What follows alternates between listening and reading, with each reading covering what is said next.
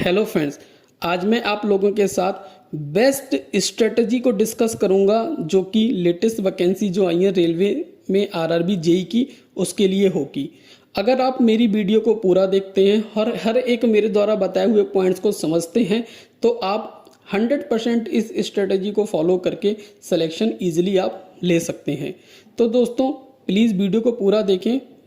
अगर हम यहाँ पर बात करें थोड़ा सा हम रिक्रूटमेंट के बारे में बात कर लेते हैं। रेलवे में आरआरबी जेई में लगभग 8000 के आसपास वैकेंसीज आई हैं और यहाँ पर 2 स्टेज सिलेक्शन प्रोसेस है। पहले हमारा CBT 1 होगा, फिर हमारा CBT 2 होगा।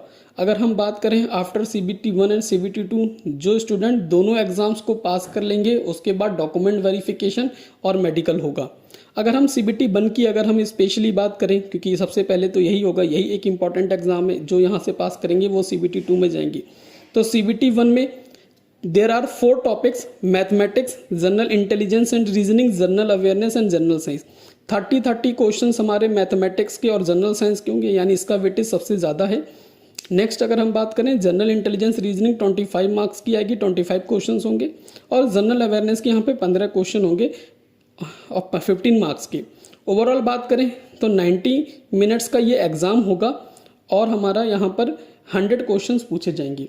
तो सबसे इम्पॉर्टेंट अगर हम आज की डेट में बात करें तो यही है अपने लिए। आप चाहें तो स्क्रीन पर एग्जाम पैटर्न का और सिलेबस का आप स्क्रीनशॉट भी ले सकते हैं। डिस्क्रिप्शन में मैं आपको सिलेबस वगैरह का लिंक भी प्रोवाइड करा दूंगा। अगर हम यहाँ पर सबसे इम्पॉर्टेंट बात करें तो हमारी क्या प्रिपरेशन स्ट्रेटेजी रहनी चाहिए CBT 1 एंड CBT 2 के लिए, उसको हम स्टार्ट करते हैं कि क्या हमें करना चाहिए। तो सबसे पहली चीज़ तो ये है कि हमें मेजर अभी जो फोकस करना है वो CBT 1 पे फोकस करना है, क्योंकि अगर CBT 1 ही हमारा क्लियर नहीं होगा तो हम फिर CBT 2 कैसे लिखेंगे। तो सबसे पहली चीज़ तो यहाँ पर पॉइंट हमें ये देखना है कि हमें बिल्कुल भी जल्दबाजी नहीं करनी है। सबसे इंपॉर्टेंट पॉइंट ये है कि हमें बिल्कुल पहले जल्दबाजी नहीं करनी है। सबसे पहले हमें जो भी कंप्लीट एग्जाम पैटर्न और सिलेबस के अंदर जो जो टॉपिक हैं उसको अच्छे से गो थ्रू करना है और उसके बाद हमें एक लिस्ट आउट करना है सभी टॉपिक्स को 1 बाय 1, जिसका मैं आपको सैंपल भी दिखला देता हूँ कि इस तरीके से आपको प्रॉपर जो है एक एक टॉपिक को लिस्ट आउट करना है। टॉपिक अगर लिस्ट आउट करने के बाद आपको एक अपने हिसाब से, क्योंकि हर व्यक्ति का अपना रहता है कि उसके पास कितना टाइम है, अगर वो कहीं कॉलेज जा रहा है या कहीं पर कुछ पढ़ाई कर रहा है तो उसका टाइम कहीं ना कहीं डिवाइड होगा। तो अपने हिसाब से आप एक प्लान बनाएं, लेकिन उस प्लान में एक ये आइडिया हमें लगा के चलना है कि CBT 1 के लिए कम से कम हमारे पास 3 मंथ हैं और अगर CBT 2 को देखें तो आफ्टर CBT 1 हमारे पास 2 मंथ्स हमें मिलेंगे for preparation of this exam. अगर हम यहाँ पर बात करें रिसेंटली हमें केवल CBT 1 पे फोकस करना चाहिए और हमारे पास टाइम रहता है तो CBT 2 में हम जिस टेक्निकल ब्रांच हैं उस ब्रांच के सब्जेक्ट्स को हमें स्टडी करना चाहिए। अगर मैं लास्ट टाइम के ट्रेंड को देखता हूँ जो रिक्रूटमेंट 2019 में हुआ था उसमें 5 मंथ्स मिले थे CBT 1 के लिए आफ्टर एप्लीकेशन डेट ओवर और 3 मंथ मिले थे हमें CBT 2 के लिए जब CBT 1 के एग्जाम के बाद। तो इसी हिसाब से अगर मैं लगा लेता हूँ तो कम से कम हमें 3 महीने CBT 1 के लिए मिलेंगे और हमें 2 मंथ जो है आफ्टर CBT 1 हमें CBT 2 के लिए मिलेंगे। इसी हिसाब से हमें सबसे पहले सभी टॉपिक को लिस्ट आउट करके एक कंप्लीट प्लान और एक कंप्लीट स्ट्रेटेजी बना लेनी है और फिर हमें इसी प्लान के हिसाब से आगे चलना है।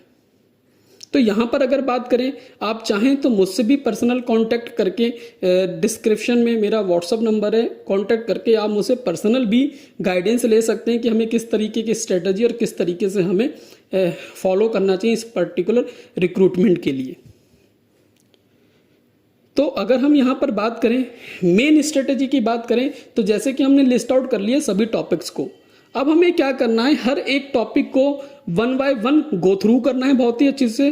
Prepare each of the listed topic 1 by 1 और हर एक टॉपिक के अगर हम रीजनिंग, एप्टीट्यूड और मैथ की बात करें तो हर एक टॉपिक पे कम से कम हमें मिनिमम 20 क्वेश्चंस प्रैक्टिस करने हैं और मैक्सिमम हमने 50 क्वेश्चंस प्रैक्टिस करने हैं in terms of math and reasoning. Maths हमारा 30 मार्क्स, रीजनिंग 25 मार्क्स यानी 55 मार्क्स। क्योंकि ये जो है ना ये प्रैक्टिस करने वाले टॉपिक हैं, ये थोड़ा सा टाइम भी ले सकते हैं, यहाँ पे प्रैक्टिस अच्छी होनी चाहिए और सिलेक्शन भी डिपेंड करता है इन्हीं टॉपिक्स के ऊपर, जितना अच्छा हम यहाँ पर स्कोर करेंगे। तो हमें कोशिश करना है कि जो भी टाइम कंज्यूमिंग वाला टॉपिक है मैथ्स और रीजनिंग, इसमें हम अच्छी प्रैक्टिस रखें जिससे हम कम समय में ज़्यादा से ज़्यादा क्वेश्चन यहाँ पर सॉल्व कर सकें। नेक्स्ट अगर हम टॉपिक की बात करें general science and GK GS, यहाँ पर जीके जीएस भले ही 15 मार्क्स की है लेकिन वेटेज इसका कम है, लेकिन सिलेबस बहुत ज़्यादा है क्योंकि यहाँ पे history, geography, current affairs, environment issue, सब कुछ यहाँ पे पॉलिटी, कॉन्स्टिट्यूशन सब कुछ पूछा जा रहा है। तो हमें जीके जीएस पे भी अच्छा खासा फोकस करना पड़ेगा। और जनरल साइंस तो 30 मार्क्स की है तो इसका तो सबसे ज़्यादा वेटेज है ही, तो हमें यहाँ पर भी अच्छा फोकस करना पड़ेगा। यहाँ पर इंपॉर्टेंट बात यह है कि पुराने अगर हम दोनों सेक्शंस की बात करें, मैथ और रीजनिंग एप्टीट्यूड की, वो प्रैक्टिस के ऊपर डिपेंड करता है। उसमें परफॉर्मेंस आपकी निकलेगी, जितनी अच्छी आपको प्रैक्टिस होगी, जितनी स्पीड आप बना पाएंगे प्रैक्टिस से, उस पर हमारा परफॉर्मेंस डिपेंड करेगी। लेकिन यहाँ पर हम देखें, यहाँ पे लर्निंग वाला हिसाब किताब है कि जितना ज़्यादा हमें जितना अच्छा याद होगा, जितना ज़्यादा हमारा याद होगा, उतना ज़्यादा हम क्वेश्चन सॉल्व कर पाएंगे। और ये भी काफ़ी अच्छा रोल प्ले करते हैं सिलेक्शन में। क्यों? क्योंकि जितना हमें अच्छे से याद है और जितना ज़्यादा हमें याद है, हमारे ये क्वेश्चन तुरंत सॉल्व हो जाते हैं। अगर हम बिल्कुल भी कंफ्यूज नहीं, हमें क्वेश्चन आता है तो हम करेंगे, नहीं आता है तो हम आगे बढ़ जाएंगे। यहाँ पर टाइम हमारा वेस्ट नहीं होता। जैसे मैथ्स में और रीजनिंग एप्टीट्यूड में कई बार होता है कि हमने क्वेश्चन को सॉल्व किया, क्वेश्चन बना नहीं, फिर हम उसको छोड़ देते हैं, यानी वो हमारे 2-3 मिनट भी खराब हो गए, क्वेश्चन बना भी नहीं। लेकिन यहाँ पर ऐसा बिल्कुल नहीं होता। याद है तो क्वेश्चन बनेगा, नहीं याद है तो क्वेश्चन नहीं बनेगा। इसका मतलब अगर हम यहाँ पे ठीक ठाक स्कोर खींच लेते हैं, फिर हम यहाँ से अपना टाइम बचाकर मैथ्स और रीजनिंग में दे सकते हैं और वहाँ से भी अच्छा स्कोर कर सकते हैं। तो हमारी एक स्ट्रेटजी कुछ इस तरीके की रहनी चाहिए कि हम बेस्ट वे में चीज़ों को लर्न करें, जनरल साइंस, जीके जीएस की, और रीजनिंग एप्टीट्यूड और मैथ में हम प्रैक्टिस अच्छे से कर सकें और एक प्रॉपर हम बैलेंस बना सकें मैथ, रीजनिंग और जनरल साइंस, जीके जीएस के बीच में। अब ये डिपेंड करता है हर एक इंडिविजुअल के ऊपर कि उसको, कुछ बच्चे ऐसे होते हैं जिनकी मैथ और रीजनिंग बहुत स्ट्रांग होती है तो उनको जनरल साइंस, जीके जीएस पे फोकस करना है। कुछ लोग ऐसे हैं जिसको जीके जीएस जिसका अच्छा है, जनरल साइंस अच्छा है, तो उन्हें मैथ और रीजनिंग में प्रैक्टिस करना है। तो ये हर एक इंडिविजुअल को अपने हिसाब से देखना चाहिए कि कौन चारों टॉपिक में कौन सा टॉपिक उनका वीक है, उस पर ज़्यादा एफर्ट लगाना है, और कौन सा टॉपिक उनका स्ट्रांग है, उस पर कम एफर्ट लगाना है। एक बैलेंस बनाना होता है। नेक्स्ट अगर हम यहाँ पर बात करें प्रिपरेशन स्ट्रेटेजी का, जो एक सबसे इंपॉर्टेंट पॉइंट होता है रिवीजन। जो भी रिवीजन पे फोकस नहीं करेंगे उनका सिलेक्शन तो होना ही नहीं होना है। तो हमें कम से कम जो भी हम पढ़ रहे हैं उसका हमें डेली, डे बाय डे हमें रिवीजन करना चाहिए। और एटलीस्ट हमें 2 टाइम्स, हमें 3 महीने में ऐसा मान के चलना है कि हमें कम से कम हर एक चैप्टर का, हर एक यूनिट का कम से कम 2 बार रिवीजन करना है, इंक्लूडिंग टेस्ट सीरीज और प्रीवियस ईयर क्वेश्चन। नेक्स्ट हम बात करें टेस्ट सीरीज के बारे में, तो देखिए अगर देखा जाए तो जिस तरीके से रिक्रूटमेंट आरआरबी जेईई का निकला है, वेरियस इंस्टीट्यूट्स और यूट्यूब पे बहुत सारे जो भी फेमस इंस्टीट्यूट्स हैं वो टेस्ट सीरीज जरूर कंडक्ट कराएंगे। तो हमें किसी भी अच्छी टेस्ट सीरीज को ज्वाइन करना है, मैं बेसिकली बता दूंगा कि कौन सी टेस्ट सीरीज को आने वाली वीडियो में हमें ज्वाइन करना है।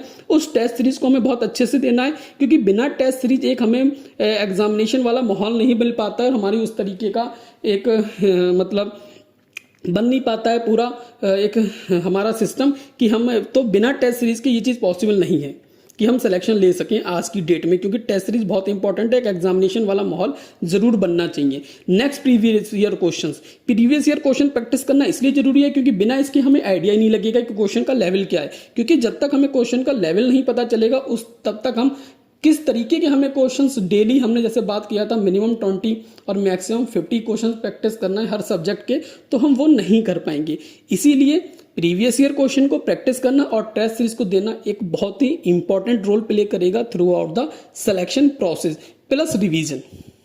नेक्स्ट अगर हम बात करें तो एक इंपॉर्टेंट नोट ये कि बहुत सारे बच्चे लास्ट ईयर कट ऑफ क्या थी और कैसे रही, हम जिस जोन से भर रहे हैं उसमें कट ऑफ क्या थी, इन सब चीज़ों के चक्कर में अभी पढ़ने का कोई मतलब नहीं है।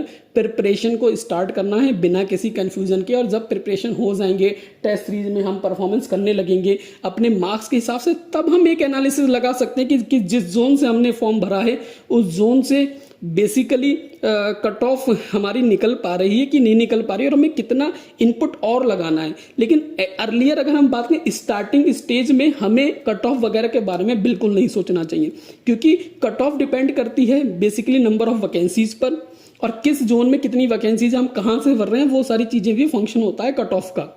और इस बार तो आपको पता है एज लिमिट भी 33 से 36 कर दी है, तो कट ऑफ बाय डिफॉल्ट बढ़ेगी ही बढ़ेगी, लेकिन बहुत ज़्यादा नहीं बढ़ेगी, 5, 7, 8 नंबर बढ़ सकती है।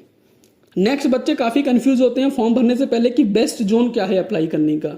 यार ये देखो, ये एक इंडिविजुअल डिसीजन होता है। कोई व्यक्ति ऐसा जिसको नौकरी चाहिए ही चाहिए तो वो एक सेफ जोन के साथ जाता है, क्योंकि पूरे भारत में कहीं भी मिल जाए मैं नौकरी कर लूँगा, लेकिन नौकरी लगनी चाहिए, तो वो सेफ जोन के बारे में बात करता है। और कुछ लोग कहते हैं कि घर के पास मिलेगी तो करेंगे, नहीं मिलेगी तो नहीं करेंगे, क्योंकि बहुत सारे लोग अलग अलग फील्ड में भी काम कर रहे होते हैं, क्योंकि यहाँ पे बीटेक वाले भी भरेंगे फॉर्म, डिप्लोमा वाले भरेंगे, बहुत सारे लोग प्राइवेट नौकरी भी कर रहे होते हैं, उन्हें सेटिस्फेक्शन भी होता है, तो वो कहते हैं कि अगर घर के पास में लग जाएगी तो कर लेंगे, वरना नहीं करेंगे। तो वो अपने जोन से भरते हैं जो उनके होम जोन होता है।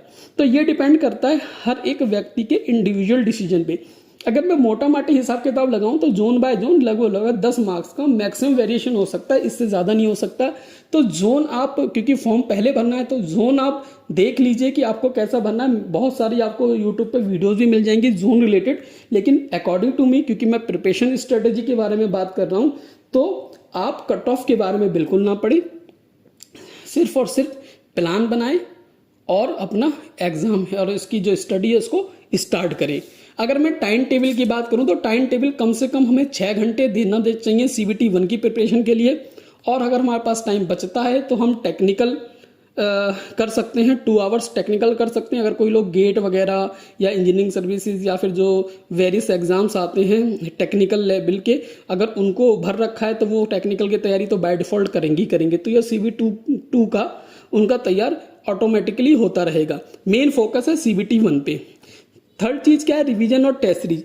रिवीजन और टेस्ट सीरीज के लिए हम 2 आवर्स डेली अलॉट करें, और चाहें तो हम इसको सैटरडे संडे थोड़ा सा अगर हमारे पास टाइम ज़्यादा रहता है तो हम उसको ज़्यादा भी समय दे सकते हैं। लेकिन रिवीजन और test series, previous year questions का रिवीजन प्लस टेस्ट सीरीज बहुत इंपॉर्टेंट है, इसके बिना कुछ भी नहीं होने वाला है। तो ओवरऑल अगर मैं समराइज करूं कि हमने क्या क्या डिस्कस किया है, तो मोस्ट इंपॉर्टेंट पॉइंट, पहली चीज़ तो ये है कि सबसे पहले हमें एक इफेक्टिव प्लान बनाना है 3 मंथ का, जिसमें हम कम से कम 2 टाइम्स रिवाइज कर सकें चीज़ों का। सेकेंड चीज़ क्या है, डेली रिवीजन मस्ट है, करना ही करना है, 5 स्टार रेटेड पॉइंट है, इसके बिना काम नहीं बनेगा। थर्ड चीज़ है अपना टेस्ट सीरीज। टेस्ट सीरीज के बिना और प्रीवियस ईयर क्वेश्चन के सॉल्यूशन सॉल्व करने, प्रैक्टिस करने के बिना बात नहीं बननी है। तो इन 3 चीज़ों को कहीं भी दीवार पे नोट करके चिपका दीजिए कि हमारा revision, test series and previous year question. और बिल्कुल भी कंफ्यूज नहीं हो रहा है, बच्चे बहुत सारी वीडियोस देखते रहते हैं इधर उधर इधर उधर, कोई फायदा नहीं है। एक प्लान बनाइए जिस तरीके से मैंने बताया है, लिस्ट आउट करिए टॉपिक्स को, स्टार्ट कर दीजिए, क्वेश्चंस प्रैक्टिस करिए, रिवाइज करिए, टेस्ट सीरीज दीजिए, प्रीवियस ईयर क्वेश्चंस लाइए। यही एक स्ट्रेटजी है जो हर बच्चा फॉलो करेगा, लेकिन सिलेक्शन उसी का होगा जो इसको बेस्ट वे में अप्लाई करेगा। एप्लीकेशन सबसे इंपॉर्टेंट पार्ट है, तो बिल्कुल भी कंफ्यूज नहीं होना है।